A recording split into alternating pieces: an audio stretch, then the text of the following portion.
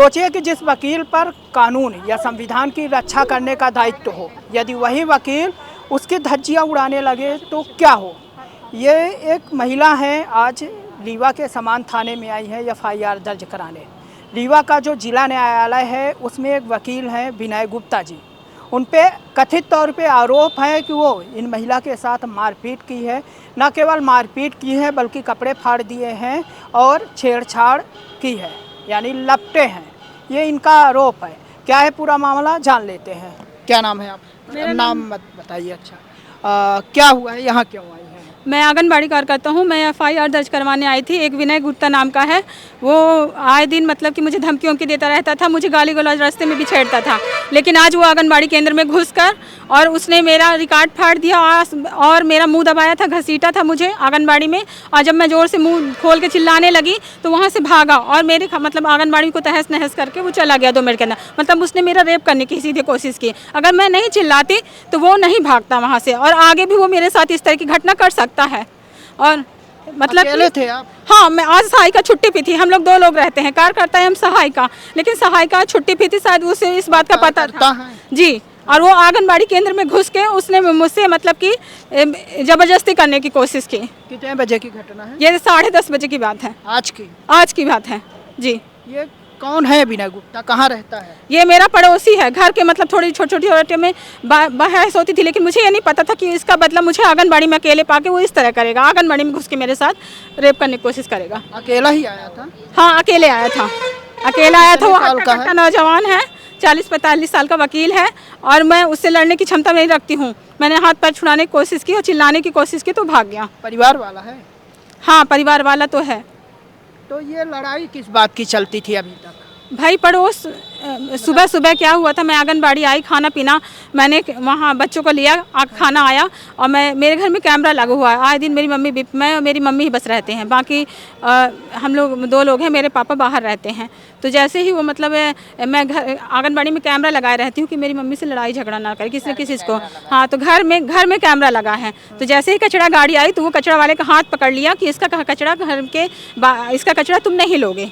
तो मतलब कि तो मेरी मम्मी ने कहा कि तुम कौन होते हैं, हम टैक्स जमा करते हैं, सब करते हैं, तुम अपने घर का देखो, हमारे घर का नहीं। तो मम्मी को गाली गलौज दिखा, उसका वीडियो भी है मेरे पास।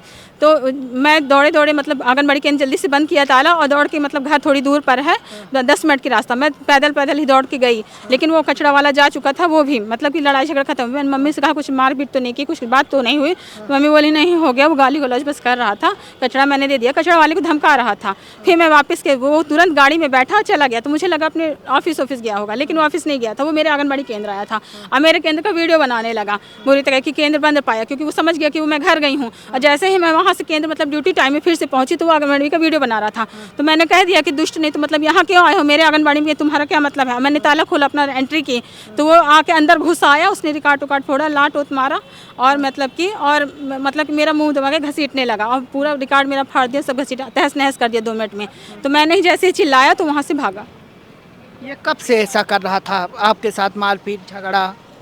ये साल भर 6 महीना हो गए। मैंने इस बार यहाँ 4 बार कंप्लेन भी उसकी की थी। अभी छोटी मोटी बातों पे हो रहा था, लेकिन आंगनबाड़ी में घुस के कभी हो चुकी है? 4 बार हो चुकी है। एफआईआर हुई है कि घर में एफआईआर कभी नहीं हुई। यहाँ आवेदन लिखी जा रही है, आवेदन लेके दे दिया, कोई कार्रवाई नहीं हुई आज तक, इसलिए उसकी हिम्मत बढ़ गई। वो आज आंगनबाड़ी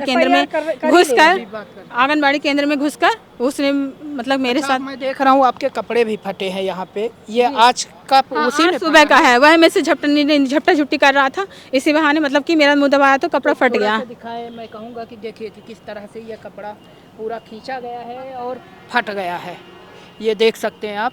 तो फिर क्या हुआ, यहाँ पर आए आप? मैं आके सुबह 10:30, 11, 12 बजे। उसके परिवार से कभी नहीं किया आप? पत्नी होगी, माता पिता होंगे, कोई है?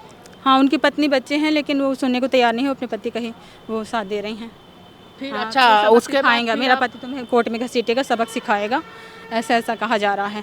और मतलब घर में कैमरा लगा है, नहीं तो वो घर में घुस के मारे। आंगनबाड़ी में नहीं लगा है? आंगनबाड़ी में नहीं लगा है सर, आंगनबाड़ी में इसीलिए वो आया, आंगनबाड़ी कैमरा लगा। आप क्या किए, यहाँ आए रिपोर्ट एफआईआर दर्ज करवा रहे हैं, लेकिन कोई सुनवाई नहीं अभी। तो कितने घंटे से बैठे हैं? सुबह से बैठे हैं 12 बजे से। क्या बोलते हैं? FIR दर्ज करने के लिए आवेदन दीजिए और आवेदन के बाद हम 14 दिन जांच करेंगे, उसके बाद FIR करेंगे। क्या भरोसा है इनका कि जो जांच करेंगे वो वकील है और 14 दिन बाद वो पैसे खिला के चला जाए और ये लोग जांच ना करें या कुछ ना करें। ये आए दिन की घटना है। एक महिला का आपने देखा ही कि उसकी बच्ची को खो गई है तो उसको ढूंढ नहीं रहे, कुछ मदद नहीं कर रहे। पुलिस वालों का ये काम ही है और वो सब पहले से आके कुछ कर गया होगा, इसलिए वो उसकी FIR नहीं। लेकिन अगर FIR नहीं होगी तो मैं यूनियन के अध्यक्ष होने के नाते मैं यहाँ पूरा धरना रखूंगी, पूरा जितने भी केंद्र हैं आंगनबाड़ी सब बंद करके और यहाँ पूरा घेराव करूंगी और यही रहूंगी, थाने में ही रहूंगी। इसको न्याय दिला कर रहूंगी, FIR करा के जाऊंगी। अच्छा, आपको इसके पहले भी इनके साथ ऐसी जानकारी मिली थी कि वो व्यक्ति दबंग टाइप का है? नहीं, मुझे कोई जानकारी नहीं मिली थी, क्योंकि मैं अपने रीवा जिले की भी अध्यक्ष हूँ और पूरे संभाग की ब्राह्मण समाज के अध्यक्ष होने के नाते मुझे मेरा कोर्ट में ज़्यादा टच है। तो मैंने पूछा वहाँ, तो वहाँ भी पता चला कि बहुत बदतमीज किस्म का है, सबको हड़काता है, सबसे बदतमीजी करता है। इसलिए मुझे आज ये तो पता चला, फ़ोन आया मुझे ऊपर से सर का, मैडम का, कि तुम चली जाओ वहाँ पर और देख लो कि क्या है। और मैं यहाँ आई हूँ। तो वो क्या चाहते हैं आप? मैं FIR चाहती हूँ, उसको तत्काल बुलाया जाए, उसको गिरफ्तार किया जाए और उसको न्याय दिलाया जाए। बस इसके साथ न्याय होना चाहिए।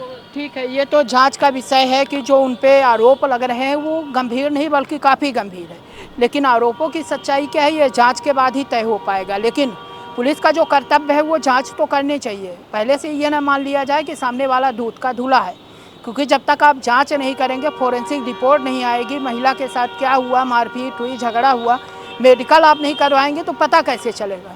देखना दिलचस्प होगा कि इस मामले में क्या कुछ कार्रवाई होती है। वीडियो जर्नलिस्ट सोनाली के साथ मैं नीरज, रीवा।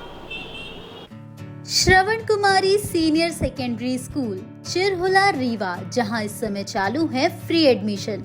जल्दी आएं और अपने बच्चों के बेहतर भविष्य के लिए एडमिशन करवाएं। नर्सरी से 12वीं तक